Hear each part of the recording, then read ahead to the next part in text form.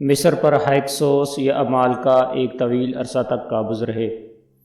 انہیں 18ویں خاندان کے حکمران احمسس اول نے مصر سے نکالا۔ امالکا کے خلاف آخری مہم کے بارے میں ایک فوجی افسر احمسوس کی ایک رپورٹ دریافت ہوئی ہے۔ اس افسر نے کئی فرعونوں کی افواج میں خدمات سر انجام دیں۔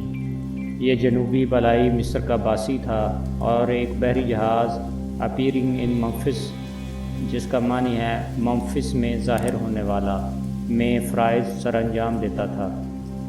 اس کی اس عسکری رپورٹ سے ظاہر ہوتا ہے کہ احمسس نے بری اور بحری افواج کے ذریعے اس شہر پر حملہ کیا۔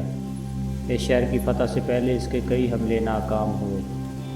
آخری حکومت کے 15ویں سال احمسس نے اس شہر پر قبضہ کر لیا اور امالکا کو مصر سے نکال باہر کیا۔ یوں مصر ایک بار پھر متحد ہو گیا۔ اپنے اس کارنامے کی وجہ سے احمسس مینیس اور آمن ہوتب جیسے بڑے مصری بادشاہوں کی صف میں شامل ہو گیا۔ ان حکمرانوں نے بھی مصر کو متحد کر کے ایک عظیم مصری ریاست کی بنیاد رکھی تھی۔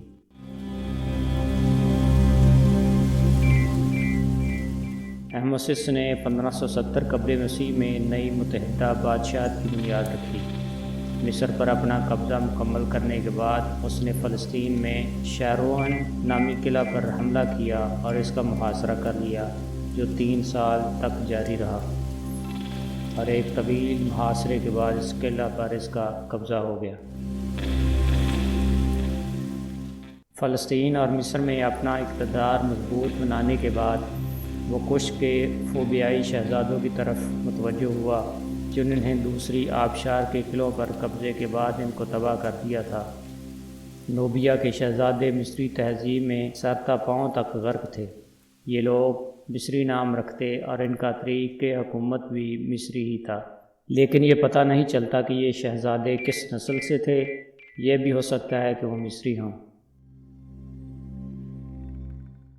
احمس فوجی اپنی رپورٹ میں یوں رقم تراز ہے: اب امالکا کو ختم کرنے کے بعد میرا مالک دریا کے ذریعے قنت یونفر نوبیا کے غار والوں کو تباہ کرنے کی مہم پر گیا۔ میرے مالک نے ان کو قتل کیا، پھر میں نے ان میں سے 2 کو غلام بنایا اور 3 کو مارا۔ ایک نے مجھے بہت سا سونا اور 2 خادمائیں دی۔ میرے مالک نے شمال اور جنوب میں فتوحات حاصل کر کے خوشی حاصل کی اور دریا میں صبر کی۔ ان علاقوں پر احمسس اول نے احمس تائد کو گورنر بنایا۔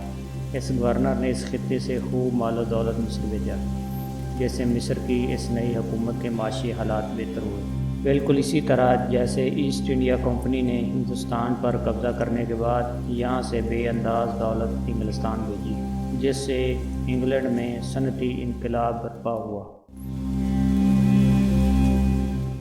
احمسس اول نے نوبیا پر حملے کے بعد کسی اور مہم میں حصہ نہیں لیا، بلکہ وہ ملک کے اندرونی حالات اور معاملات سدھارنے میں مصروف ہو گیا، اور اس نے اپنے 25 سالہ عہد حکومت میں ملک کو مستحکم کر دیا۔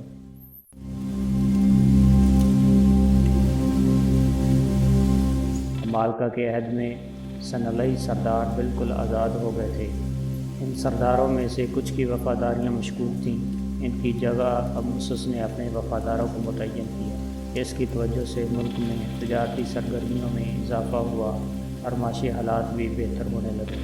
قیمتی پتھر اور دھاتیں پھر سے مصر برآمد ہونے لگیں، جن سے دوبارہ عمارات کی تعمیر کا سلسلہ شروع ہو گیا، جو امالکا کے عہد میں رکا ہوا تھا۔